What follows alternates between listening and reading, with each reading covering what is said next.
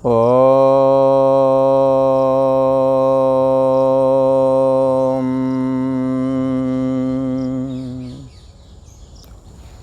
श्री योग वासिष्ठ के स्थिति प्रकरण में श्री वशिष्ठ जी महाराज बोले, हे राम जी, जैसे समुद्र में तरंग उपज करके शब्द करके लीन हो जाता है,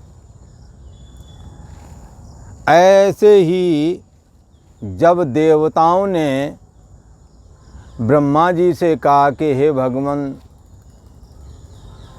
शंबर असुर के द्वारा रचे हुए दाम ब्यालकट नाम के जो महाअसुर हैं वो हमारे द्वारा मर नहीं रहे और उन्होंने मुझे बड़ा दुख दिया है, इसलिए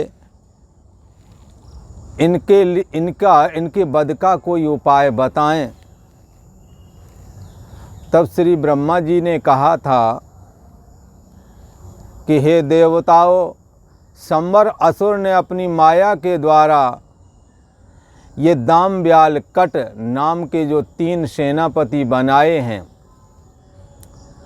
ये कहने को तो ये पुरुष रूप दिखते हैं पर ये यंत्र रूप ही हैं। इन्हों के अंदर कर्म वासना नहीं है। इन्हों को जैसा कहा गया है कि ये करना है वैसे ये करते हैं। कर्म वासना इनके अंदर है नहीं। लिहाजा देह में मैं बुद्धि भी नहीं है। जब देह में अहम नहीं है तो अहम के आश्रय में होने वाला कर्म और कर्म का फल कैसे होवेगा। इन्हों के अंदर मैं मार रहा हूँ, मैं मर जाऊँगा, ऐसा भी नहीं है। इन्हें भय नाम की चीज़ नहीं है, क्योंकि अभी भयभीत होना ये जानते ही नहीं हैं। इसलिए हे देवताओं, इन दाम ब्याल और कट नाम के जो शंबर असुर के 3 सेनापति हैं, इनको यदि तुम शरीर की दृष्टि से ही मारना चाहते हो तो इनके अंदर अहम जगाओ। किसी देवताओं ने पूछा, भगवान कैसे अहम जगेगा? जब किसी क्रिया का अभिमान होने लगता है, उसके बदले की कुछ चाहना जग जाती है तो अहम अस्मि पुष्ट होने लगता है। इसलिए श्री ब्रह्मा जी ने देवताओं से कहा कि तुम उन असुरों से युद्ध करो और युद्ध करके भाग जाया करो। हाँ, इस तरह से गोरिल्ला युद्ध करने से इनके अंदर यह अभिमान जगेगा कि मैंने देवताओं को परास्त कर दिया, और ज्यों ही अभिमान जगेगा तो धीरे धीरे देह को मैं मानने लगेंगे। फिर इन्हें भय भी लगेगा और ये अभी कवच नहीं पहनते हैं, फिर ये अपने बचाव के लिए कवच पहनेंगे, और जब ज़्यादा मोर्चा भारी होवेगा तब ये बचाव के लिए भागेंगे भी पीछे। तब समझना इनके अहंकार उत्पन्न हो गया, अहम बुद्धि देह में आ गई है, अब इन्हें मृत्यु का भय सता रहा है। ऐसी परिस्थिति में उनका वध किया जा सकता है। जब तक देह में मैं बुद्धि और अहम नहीं है, देह में अहम बुद्धि जब तक नहीं है, तब तक इनका वध करना असंभव है। ऐसा ब्रह्मा जी ने देवताओं से कहा, और जैसे समुद्र में तरंग उपज करके शब्द करके लीन होता है, तैसे ही ब्रह्मा ऐसा कह करके अंतर ध्यान हो गए ब्रह्मा जी। तब देवता भी अपनी अपनी विदिशाओं में गए जहाँ उनका निवास था, और कई दिन तक अपने स्थान पर बने रहे। फिर अपने कल्याण के निमित्त और अपना त्रिलोकी का राज्य प्राप्त करने के निमित्त सभी उठ कर के खड़े हुए और युद्ध को चल पड़े।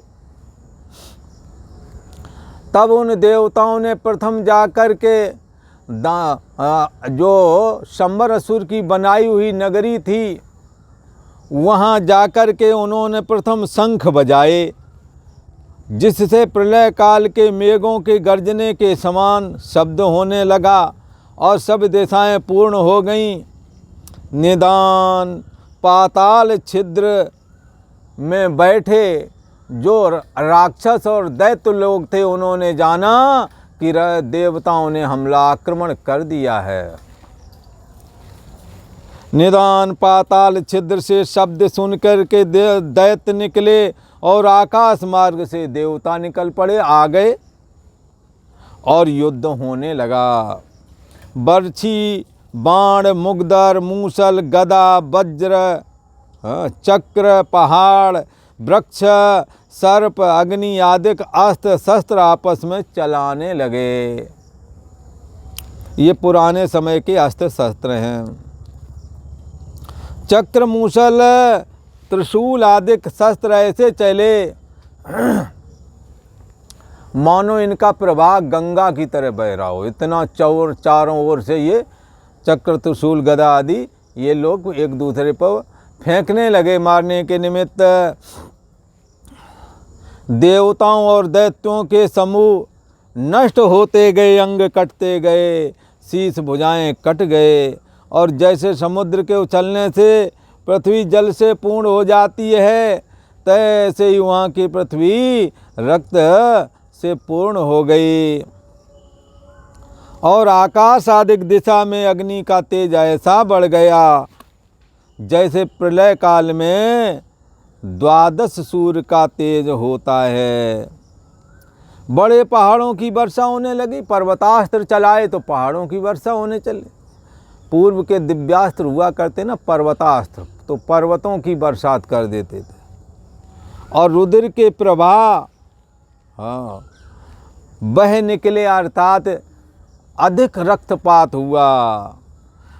रुद्र के प्रवाह में पहाड़ ऐसे भ्रमते फिरे जैसे समुद्र में तरंग और भंवर फिरते हैं। यहाँ पर इसका अर्थ ये नहीं लगाना, जैसा ये भावपूर्ण अर्थ लगाना है कि ज़्यादा ही रक्तपात हुआ। का पहाड़ की चोटी वाले लोग रहे हों, का मैदान वाले रहे हों, का जंगल वाले रहे हों, सभी उसमें मारे गए। इसलिए रुद्र प्रवाह में पहाड़ ऐसे भ्रमते फिरे जैसे समुद्र में तरंग भंवर फिरते हैं। और ये अलंकारिक भाषा युद्ध की। अतिशय रक्तपात हुआ, अतिशय सूरवीर योद्धा मारे गए, सामने एक दूसरे को अस्त्र शस्त्र चला करके वीर गति को प्राप्त हुए। हे राम जी, ऐसा युद्ध हुआ कि क्षण में पहाड़ और शस्त्र के प्रवाह चलें तो दूसरा प्रतिपक्षी उसे नष्ट कर देता। क्षण में सर्प, क्षण में गरुण दिखें, और अप्सराएं अंतरिक्ष में दिखाई पड़ती थीं। जो योद्धा वीर गति को प्राप्त होते थे उनके गुणानुवाद करती थी। अप्सरागण अंतरिक्ष में दिखाई देती। क्षण में ये सारी पृथ्वी जल में हो जाती, वरुणास्त्र चला देते थे। और क्षण में सब स्थान अग्नि से पूर्ण हो जाते तो अग्नियास्त्र का संधान कर देते। क्षण में सूर्य का प्रकाश भासित होने लगता, तो वो सारा गीलापन खत्म कर देता, सूर्य की गर्मी। सूर्यास्त्र आदित्यास्त्र करके क्षण में सूर्य का प्रकाश भासे और क्षण में सभी और तामस अंदर अस्त्र चलावे तो अंधकार छा जावे, कुछ दिखाई न पड़े। निदान महाभयानक युद्ध होने लगा। किसमें? दामब्याल कठ सेनापति हैं राक्षसों के, और राक्षसों की फौज, और इधर इंद्र के साथ में समस्त देवतागण 10 दिग्पाल वगैरह, वरुण, कुबेर, यम, ये सब दिग्पाल कहे जाते हैं। निदान महाभयानक युद्ध होने लगा। दैत्य आकाश में उड़ उड़ करके युद्ध करते थे, और देवता वज्रादिक शस्त्र चलावें और उन्हें मार गिरावें। जैसे पंख से रहित पर्वत गिर पड़ते हैं, तैसे ही दैत्यों के समूह गिर करके भूमि में आ पड़े, नष्ट हो जावे। और उन गिरे हुए में किसी का तो सिर खत्म, किसी के हाथ पैर, किसी की भुजा, ये सब कटे हुए थे। वृक्षों और पहाड़ों के समान उनके शरीर गिर गिर पड़े, परंतु युद्ध से ना पीछे हटे। अनेक संकट देवता और दैत्यों को प्राप्त हुए। श्री वशिष्ठ जी महाराज बोले, हे राम जी, देवताओं का धैर्य नष्ट हो गया। युद्ध त्याग के अंतर ध्यान हुए। 35 वर्ष के उपरांत फिर युद्ध करने के लिए आए। कभी 5 व 7, कभी 8 दिन के उपरांत युद्ध करते थे और फिर कभी छिप जाते थे। ऐसे विचार करके छल से उनसे युद्ध करें और कभी दाम ब्याल कट के निकट जावें, कभी दाहिने कभी बाएं और कभी आगे और कभी पीछे दौड़ने लगे और इधर उधर देख करके मारने लगे एक दूसरे को। इस प्रकार जब देवताओं ने बहुत उपाय किया, तब युद्ध के अभ्यास से दाम ब्याल कट भी देवताओं के पीछे दौड़ने लगे। फिर तो देवताओं को मारने के लिए उनके पीछे दौड़ने लगे, इधर उधर देखने लगे और अपने देह आदिकों में उन्हें अहंकार फुराया। हाँ, अपनी देह को जो अहम बुद्धि करके नहीं ग्रहण करते थे, अपने को आकाश बपू चैतन्यात्मक करके मानते थे, ये लोग भी देह आदिक में उनको अहंकार फुराया। अरे मेरा देह कहीं नष्ट ना हो जावे। हे राम जी, इस प्रकार से निकटता से कैसी स्थिति बनी, तो एक दृष्टांत देते हैं। जैसे निकटता से दर्पण में प्रतिबिंब पड़ता है और दूर हो तो नहीं पड़ता है, तैसे ही अतिशय अभ्यास से अहंकार फुराता है। अतिशय किसी चीज़ का, किसी काम का अतिशय अभ्यास करोगे तो उसका संस्कार चित्त पर पड़ ही जाता है, अन्यथा अभ्यास अगर कमज़ोर है तो नहीं पड़ता। अतिशय अभ्यास से राम जी अहंकार फुराता, अन्यथा नहीं फुरता। जब अहंकार उनको फुरा, तब पदार्थों की भावना भी उसे फुराई। ये हमारा पदार्थ है, ये पराये का है। इस तरह का अपना पराया, मैं मेरा तू तेरा, ये सब पद पदार्थों की वासना, ये सब फुराए। फिर यह भी फुरा कि हम दाम ब्याल कट हैं, हमारा नाम दाम ब्याल कट है। और फिर उन्हें ऐसा लगने लगा किसी प्रकार हम जीते रहें। इस इच्छा से भी दीन भाव को प्राप्त हुए, क्योंकि जीने की इच्छा इस जीव को दीन बनाती है। इसलिए मैं सदा जीता रहूं, इस इच्छा से वो बड़े दीनता भाव को प्राप्त हुए और भय पाने लगे कि मेरा शरीर स्वस्थ बना रहे, हमारे परिवार स्वस्थ रहे, आनंद मंगल रहे। तो इस प्रकार से वो दीन भाव को प्राप्त हुए और भय पाने लगे और सोचने लगे कि हमारा नाश ना हो, ऐसा कोई उपाय होना चाहिए, हमारे ऊपर कोई हमले का असर ना हो।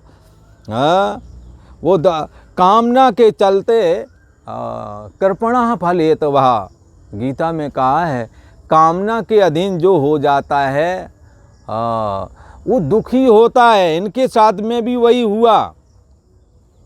ये कामना की जो पहले ये कामना नहीं थी, जब तक अहंकार नहीं था तब तक ये जीने की, आज मर जाएं या आगे जितने इच्छा हो जीते रहेंगे, आज का नंबर आ जाए तो आज चले जाएंगे। तो पहले जीने की इच्छा नहीं थी, जी रहे, कोई आग्रह नहीं था। और अब जीने की इच्छा जब आ गई, इस इच्छा से वो बड़े दीन भाव को प्राप्त हो गए और भय पाने लगे और सोचने लगे इस प्रकार हमारा नाश हो जाएगा। इस तरह देवता हमला करते रहे तो किसी न किसी दिन हमारा नाश ही कर देंगे। इस प्रकार अपनी हाँ, और सोचने लगे हमारी कैसे रक्षा हो। अरे इस प्रकार हमारी रक्षा होगी, हाँ ऐसा उपाय करेंगे, वैसा उपाय करेंगे, तब हम जीते रहेंगे, हमें कोई ना मार सकेगा, ऐसा सोचने लगे। राम जी इस प्रकार आशा की फांस में बंधे हुए वो तीनों दीन भाव को प्राप्त हो गए। कवच अवच जो कभी नहीं बांधते थे, अब कवच भी बांधेंगे। आपको जो पहले का जो स्वभाव था, सत्ता मात्र आकाश की तरह व्यापक आत्मा मैं हूँ, बार बार युद्ध रूप कर्म में प्रवृत्त होने की वजह से, घायल होने की वजह से इन्हें ये लगने लगा कि मैं जीता रहूं, मेरा देह स्वस्थ बना रहे, मैं मरूं ना। ये चीज़ फोराई लिहाजा चैतन्य सत्ता आकाशवत है, वही मैं हूँ, ये भाव उनका विस्मरण कर गया। और उनको कर्म की वासना तो थी नहीं। यद्यपि ये आवरण सहित बताए गए हैं दाम ब्याल कट, परंतु इनको कर्म का संस्कार न होने की वजह से, हाँ, देह में मैं बुद्धि नहीं थी। देह में ये पहली बार फुरना फुरी थी, इसलिए देह को मैं नहीं मान रहे थे, इसलिए वो निर्भीक थे। पर जब देह में अहम बुद्धि आ गई तो देह के धर्म भी सताने लगे, फिर मरना जीना भी सताने लगा। इसलिए ये दीन भाव को प्राप्त हुए और अपने को देह मात्र में आस्था करने लगे और सोचने लगे यही तो मैं हूँ, कि देह रूपी लता ये हमारी सदा स्थिर बनी रहे, ये देह शरीर स्वस्थ रहेगा तो हम सब कुछ कर लेंगे। इस प्रकार देह रूपी लता हमारी स्थिर रहे, तब हम सुखी बने रहेंगे। इस वासना से युक्त हो गए, ऐसा अहंकार आ गया। और पूर्व वाला धैर्य जो उनका था युद्ध आदि में जो समझ थी, पूर्व वाला धैर्य त्याग करके वे जानने लगे कि ये देवता लोग हमारे शत्रु, हमारा नाश करने के लिए आए हैं, ये हमारे शत्रु नाश करता है, इनसे किसी प्रकार हमें बचना चाहिए, ऐसा सोचने लगे।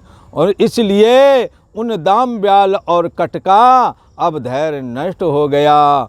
और जैसे जल बिना कमल की शोभा जाती रहती है, ऐसे ही उनके अंदर से भी उनकी जो शोभा थी वो जाती रही। और आज इतना ही।